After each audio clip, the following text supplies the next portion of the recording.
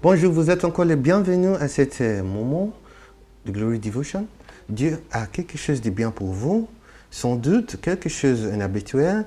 Et sur le point d'arriver à vous, hier, nous avons considéré l'évangile de Jean chapitre 6.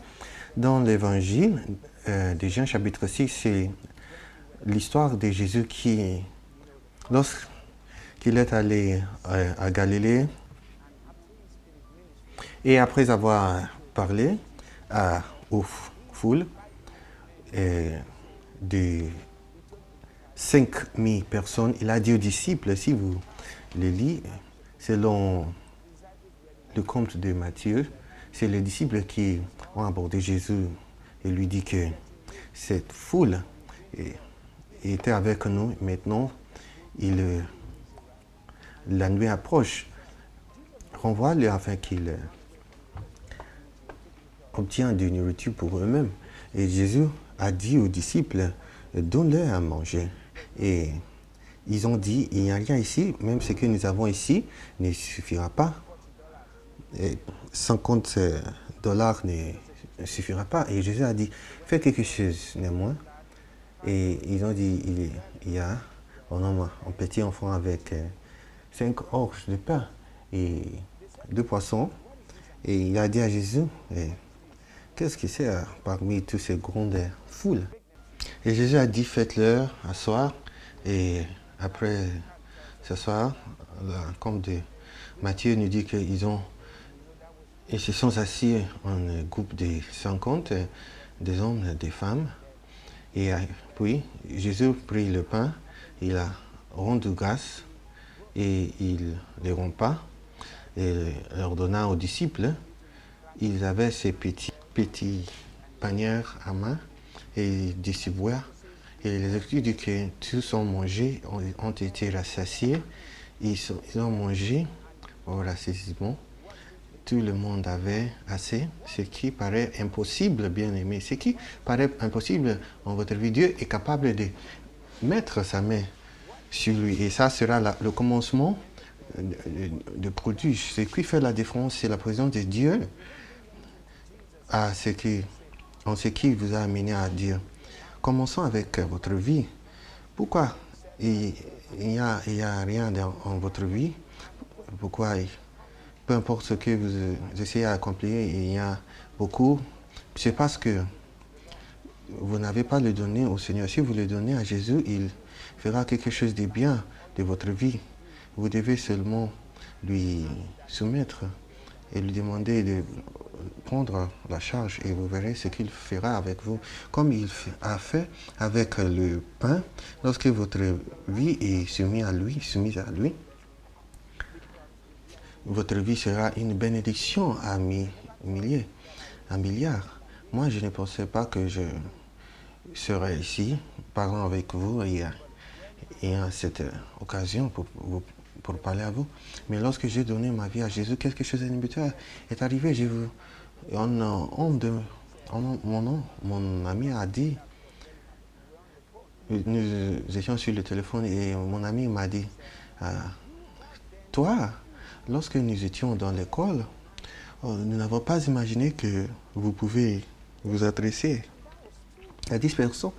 Et ça, c'était vrai. Je parais si calme, si retiré à moi-même. Et personne ne pensait pas que je pourrais parler aux milliards comme aujourd'hui. Il a dit, mais non, regarde toi-même, Dieu t'utilise. C'est eux qui adressaient la foule à cet temps-là. J'étais arrière. Peut-être aujourd'hui, tu le parais comme où Dieu vous amène, mais si vous donnez votre vie et le soumettez à Dieu, il fera quelque chose de bien de votre vie, comme le pain qui a été soumis à Jésus. Ce petit enfant pouvait le garder et la meilleure qui arrivera, il mangera à son rassasiement. Mais vous savez quoi, lorsqu'il a soumis, il entendra aux foules. Dieu veut utiliser votre vie pour toucher la foule, mais vous devez le soumettre il pose sa main sur vous, peu importe ce qu'il pose, sa main multiplie. Et les mauvaises parts de notre vie sont retranchées et la gloire de Dieu entre et établie. Et lorsqu'ils ont mangé, ils ont rempli 12 paniers. Imaginez cela. Ils ont rassemblé et il y avait 12 paniers en excès.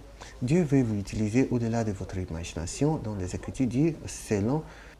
Alors, en conséquence, ils rassemblèrent et ils remplissaient 12 paniers, des petits mains, avec des fragments laissés par ceux qui avaient mangé, des 5 pains d'orge. Maintenant, 12. 12. Et vous savez quoi? 12 signifie l'autorité, signifie aussi la dominion et gestion dans l'esprit.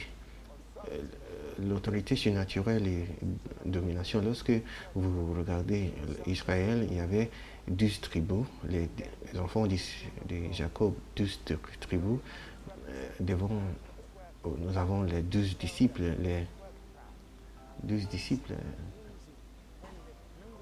le numéro 12 continue.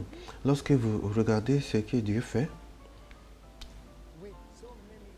avec plusieurs qui ont semé, vous allez découvrir que vous manquez le temps en vivant pour vous-même.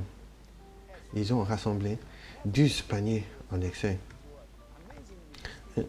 Cette écriture est quelque chose qu'on va méditer sur encore. Quand le peuple a vu les signes et miracles que Jésus avait accomplis, ils ont commencé à dire, certainement, et hors de tout doute, c'est le prophète qui doit venir au monde. En autre mot, le Messie qui devait venir au monde. Certainement, mais vous savez, Jésus ne leur fit confiance. Lorsque les gens ont mangé, il peut dire n'importe quoi. Ce qu'il dit est la flatterie. Les gens qui restent avec vous à cause de la nourriture, je veux le dire, lorsque la nourriture manque, ils quitteront. Donc Jésus ne leur fait confiance. Selon le chapitre 1, connaissant les hommes, il n'a pas confié lui-même aux hommes. Le prochain verset, le verset que Jésus a fait, Jésus sachant qu'il voulait venir le saisir pour le faire roi, qu'est-ce qu'il a fait? Il se retira seul sur la colline. Il se retira seul sur la colline. Lorsque les foules parlaient dans une direction qui n'est pas Dieu, il peut paraître populaire, mais ce n'est pas Dieu, il est temps de se retirer pour entendre la voix de Dieu. Beaucoup de gens, ils ont terminé comme des champions locaux. Imaginez, ils voulaient le faire roi de cette région-là. C'est lui qui est le roi des rois, il est le seigneur des seigneurs. Il voulait le faire en chef local. Et Jésus ne le voulait pas. Beaucoup de gens, ils ont accepté des titres locaux lorsqu'ils avaient des impacts internationaux. Ne mort pas où Dieu ne veut pas. N'acceptez pas ce que l'homme a pour vous.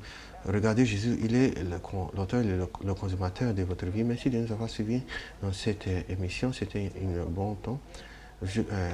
Jusqu'à demain, je suis Igor Luchegobourou. Que Dieu vous bénisse.